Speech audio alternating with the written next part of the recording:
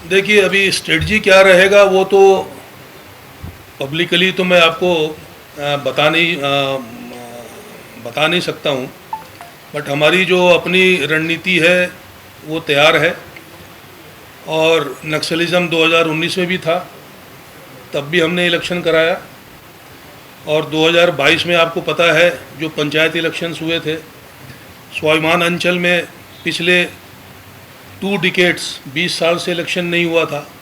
वहाँ भी बीएसएफ थी, वहाँ भी हमने सक्सेसफुल इलेक्शंस कंडक्ट कराए थे। तो ये तो 2024 है, बहुत ही सक्सेसफुल इलेक्शंस कंडक्ट कराएंगे हम। उसके लिए कोई चिंता की बात नहीं है। All strategy is in place and we will ensure incident free elections. देखिए, छत्तीसगढ़ का डायनामिक्स और छत्तीसगढ़ का जो ऑपरेशनल सिनेरियो है थोड़ा उड़ीसा से अलग है। और छत्तीसगढ़ में चूँकि we are not deployed, I am not competent enough to comment on Chhattisgarh. But definitely जैसा मैंने बताया है कि हमारी डिप्लॉयमेंट जैसे मलकानगिरी में है, कोरापुट में है, ये 2 डिस्ट्रिक्ट आंध्रा बॉर्डर के साथ भी हैं और छत्तीसगढ़ बॉर्डर के साथ भी हैं। इन 2 एरियाज़ में कोई सिक्योरिटी वैक्यूम आज की डेट में हमने नहीं छोड़ा है।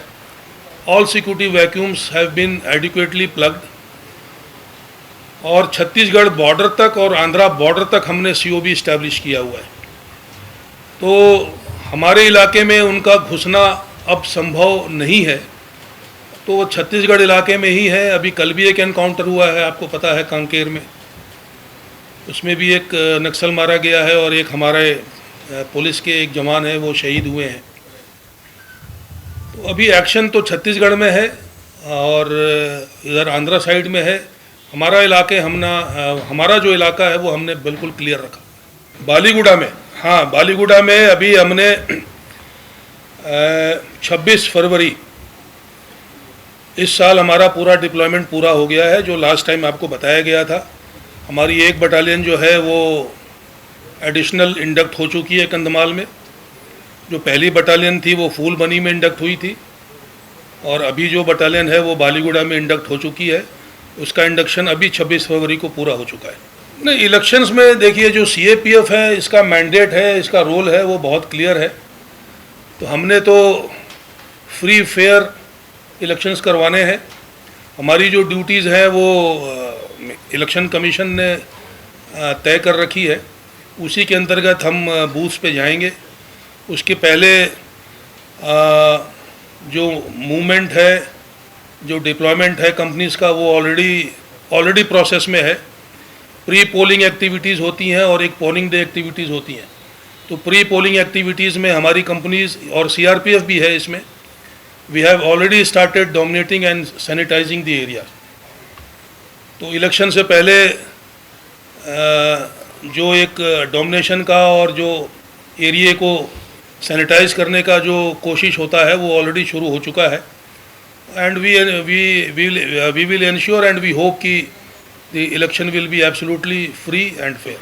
अभी हर बूथ के ऊपर जो है टेक्नोलॉजी, तो मतलब ऐसा तो कोई टेक्नोलॉजी नहीं है जो हर बूथ के ऊपर आप लगा सकें। बट ऑफ कोर्स जो हमारा फिजिकल डोमिनेशन है और जो टेक्नोलॉजी में जो चीज़ें हैं वो that I can not discuss और nor can I reveal. But वो चीज़ें तो हम करते हैं और आगे भी रहेगा। बिल्कुल हो रहा है। और ड्रोन आज से नहीं हो रहा है, काफ़ी पहले से हो रहा है। और उसमें नाइट विजन कैपेबिलिटीज़ भी हैं जैसा आप कह रहे हैं। तो ये जो जितने भी वो तकनीकी हमारे पास आयाम है, हम सभी का इस्तेमाल करते हैं और उसका रिज़ल्ट भी मिलता है। देखिए, पिछले साल तक तुलसी डोंगरी एक सिक्योरिटी वैक्यूम एरिया था। वहाँ पे कोई सीओबी नहीं थी और छत्तीसगढ़ से उसकी प्रॉक्सिमिटी और वो छत्तीसगढ़ बॉर्डर के कंटिगुअस वो एरिया था। तो उधर से क्रॉस करके इधर आ जाते थे, फिर चले जाते थे। बट अभी लास्ट ईयर हमने तुलसी सीओबी इस्टेब्लिश कर दी है। वो पूरा एरिया हमारी पूरी तरीके से कंट्रोल में है। और आज लगभग मुझे फिर बहुत खुशी हो रही है बताते हुए कि लगभग 1 साल हो गए, एक भी मूवमेंट तुलसी डोंगरी एरिया में रिपोर्टेड नहीं है। They have stopped coming to Tulsi Dongri area. Because of the BSF COB।